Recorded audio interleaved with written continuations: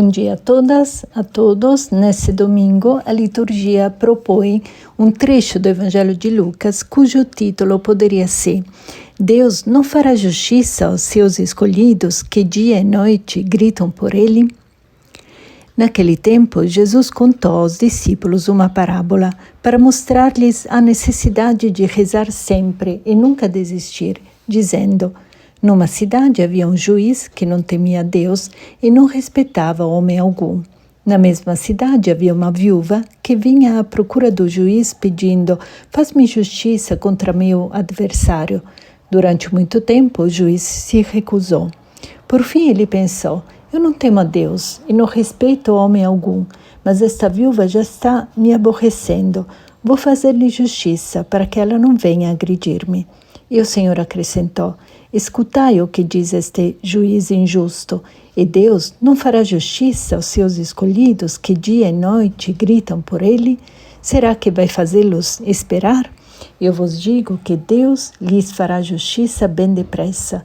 Mas o Filho do Homem, quando vier, será que ainda vai encontrar fé sobre a terra? O capítulo 18 do Evangelho de Lucas abre-se com um ensinamento de Jesus que, porém, não diz respeito à oração, mas à fé. Não uma oração insistente, mas a fé. E o que significa fé? Significa ter confiança, acreditar profundamente que Deus realiza o seu projeto. E qual é o projeto de Deus? É o seu reino.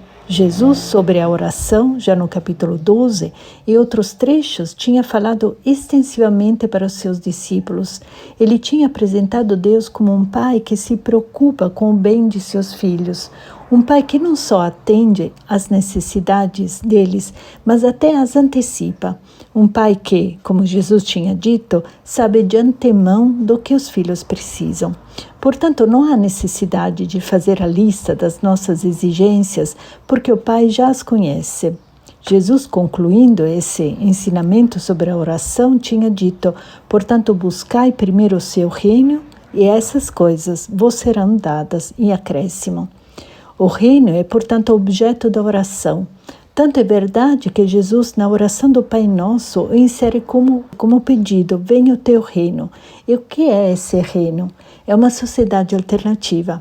Portanto, essa passagem que agora podemos ler, capítulo 18, os 8 primeiros versículos do Evangelho de Lucas, não é um ensinamento sobre a insistência da reza a um Deus que é surdo, que precisa ser invocado. Esse é o Deus dos pagãos, não é o Pai de Jesus. É um ensinamento sobre a certeza das promessas de Deus que são realizadas, mesmo que às vezes possa parecer o contrário. E o evangelista começa: Jesus contou aos discípulos uma parábola para mostrar-lhes a necessidade de rezar sempre e nunca desistir. Então Jesus se dirige aos discípulos, aos próprios discípulos que tinham demonstrado não ter o mínimo dessa confiança. Eis aqui o ensinamento, que não é sobre a oração, porque a oração é um meio, mas o ensinamento é sobre a justiça. E, na verdade, o termo justiça, neste evangelho, aparecerá 4 vezes. É a justiça do reino, isto é, dessa sociedade alternativa que Jesus veio propor. Numa cidade, então, havia um juiz que não temia Deus e não respeitava homem algum. O retrato que Jesus faz do juiz é a de uma pessoa poderosa e orgulhosa. Lembra-nos logo o anúncio que Maria tinha feito nesse evangelho com seu cântico Magnificat, daquilo que é o projeto de Deus sobre a criação. Mas esse projeto, para ser realizado, necessita da cooperação das pessoas. Maria tinha dito que Deus dispersou os soberbos, derrubou os poderosos de seus tronos, e aqui temos um poderoso que também é soberbo, exalta os humildes, aos famintos e enche de bens e despede os ricos de mãos vazias. Esse é o projeto de Deus e é sobre essa confiança que Jesus insiste, essa fé que devem ter seus discípulos e pela qual deve ativar-se e colaborar. Na mesma cidade havia uma viúva. A imagem da viúva na Bíblia representa aquela pessoa que, não tendo o homem que cuida dela, está à mercê de todos. E a pessoa marginalizada, sem proteção, a mais necessitada. E Deus na Bíblia é chamado de defensor das viúvas, porque Deus se importa dessas criaturas que são marginalizadas. Havia uma viúva que vinha à procura do juiz pedindo: faz-me justiça contra meu adversário. E aqui pela primeira vez aparece o termo justiça, que nós mencionamos que vai aparecer 4 vezes nessa mesma passagem. Durante muito tempo o juiz se recusou e por fim ele pensou: eu não temo a Deus. Aqui o juiz reconhece de não temer a Deus e não respeita homem algum. Então o retrato que Jesus faz do poderoso é atroz. Mas esta viúva já está me aborrecendo, vou fazer-lhe justiça para que ela não venha agredir-me. Literalmente, esse verbo significa fazer um olho negro, né? Machucar, ela vai causar danos à minha reputação. E o Senhor acrescentou: escutai o que diz este juiz injusto. É um convite aos seus discípulos que Jesus faz. Eis aqui a lição. E Deus não fará justiça aos seus escolhidos que dia e noite gritam por Ele?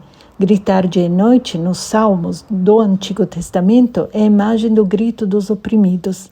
Será que vai fazê-los esperar? Eu vos digo que Deus lhes fará justiça bem depressa. Portanto, Jesus garante que aquele projeto de Deus sobre a humanidade, isto é, o reino, aquela sociedade alternativa, onde os falsos valores do ter, do mandar e do subir estão em contraposição aos valores justos, isto é, aqueles que criam fraternidade, ou seja, os valores da partilha, do servir e do descer, esse é o reino de Deus, a sociedade alternativa. Jesus assegura que esse reino vai se realizando, mas para que isso aconteça é necessário que os seus discípulos cooperem com ele, rompendo com esses falsos valores da velha sociedade. Se não o fizerem, esse reino nunca poderá ser realizado. E é por isso que Jesus conclui com uma expressão que parece carregada de amargura. Mas o Filho do Homem, quando vier, o Filho do Homem, isto é, Jesus, vem com a destruição de Jerusalém. Quando Jerusalém será destruída, eis que anuncia-se a vinda do Filho do Homem. Será que ainda vai encontrar fé sobre a terra? Na verdade, ele não a encontra. O Evangelho de Lucas termina amargamente com os discípulos que, apesar de todo o ensinamento de Jesus, apesar de tudo o que Jesus disse, ainda continuam a frequentar o templo. Aquele covil de ladrões que Jesus tinha denunciado e do qual havia anunciado a destruição, para os discípulos representa ainda um valor, ou seja, eles não romperam ainda com o passado, com a instituição e com o poder. Portanto, se eles não romperem com o passado, o reino de Deus, essa sociedade alternativa, não poderá emergir. Muito obrigada pela escuta e até semana que vem.